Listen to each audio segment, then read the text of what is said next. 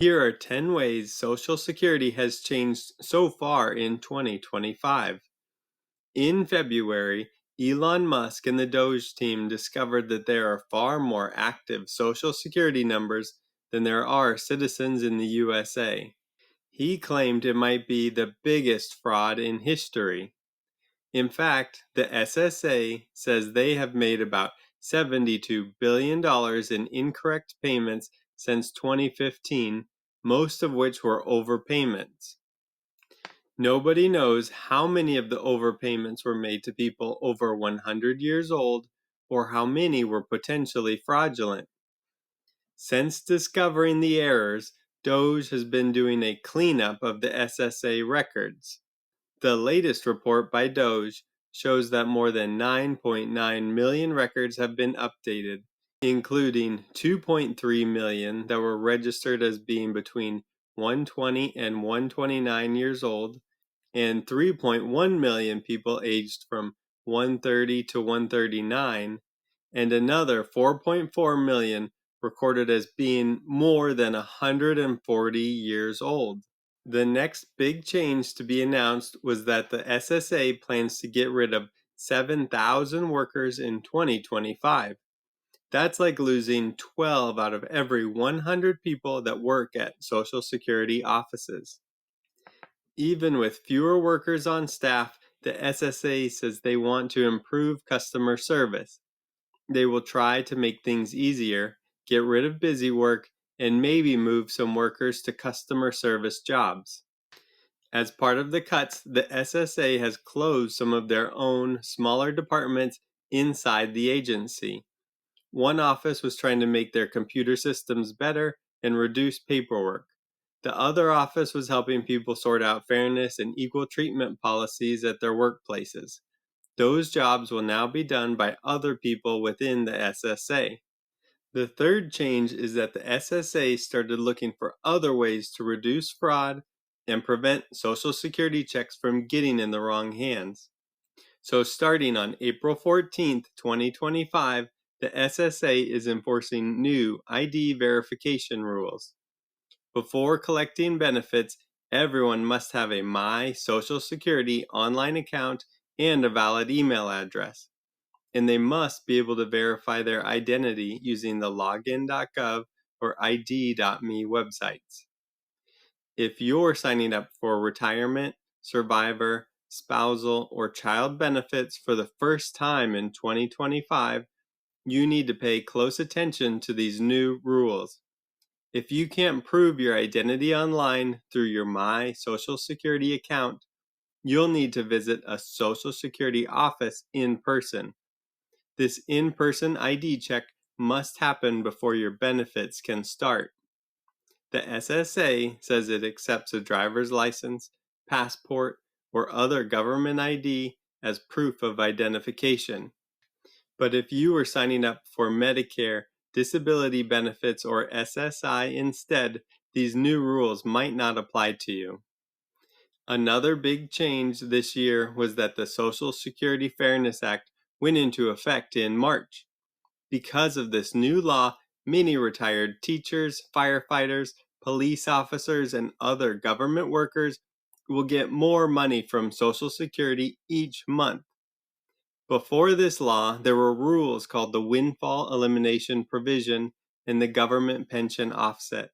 These rules reduced Social Security benefits if workers also got pensions from their state or local government jobs. But the Fairness Act got rid of these rules. So these retirees already got a one-time extra payment in March for 12 months of back pay at the higher rate. And starting in April, their regular monthly payments will be bigger. On average, retired workers will get about $360 more each month. In March, the SSA announced it will start taking back overpaid benefits again through the Treasury Offset Program. This program helps the SSA collect debts owed to the government. If you get money from the government, like Social Security benefits or a tax refund, and you also owe the SSA money, the TOP can take some of that payment to pay back your debt. The SSA had paused this program after COVID-19, but it has now restarted. Also, the SSA will now take back the full amount of any overpayment from your monthly Social Security checks. In the past, they would only take about 10%. This means if you received more money than you should have, the SSA will now withhold 100% of your monthly benefit until the overpaid amount is recovered. This rule applies to regular Social Security benefits. For SSI, they will only recover about 10% of the overpayment each month. In 2025, the rules about collecting Social Security benefits while working before you reach your full retirement age were updated. If you are younger than your full retirement age for the entire year, there's a limit to how much money you can make from a part-time job. For 2025, this limit is $23,400 per year, or about $1,950 per month. For every $2 you earn above that $23,000 limit, your Social Security benefits will be reduced by $1. If 2025 is the year you reach your full retirement age, then the rules are different. The earnings limit for you in 2025 is $62,160 per year, or about $5,180 per month. For every $3 you earn above that $62,000 limit, your Social Security benefits will be reduced by $1. Then, once you reach your full retirement age, you can earn as much money as you want, and it won't affect your Social Security benefits. In 2025, the full retirement age officially increased to 66 years and 10 months. For people that were born between 1943 and 1954, the full retirement age was just 66. For people born between 1954 and 1958, retirement age increased by 2 months each year. For people born in 1958, full retirement age is now 66 years and 8 months. And for people born in 1959, it's 66 years and 10 months.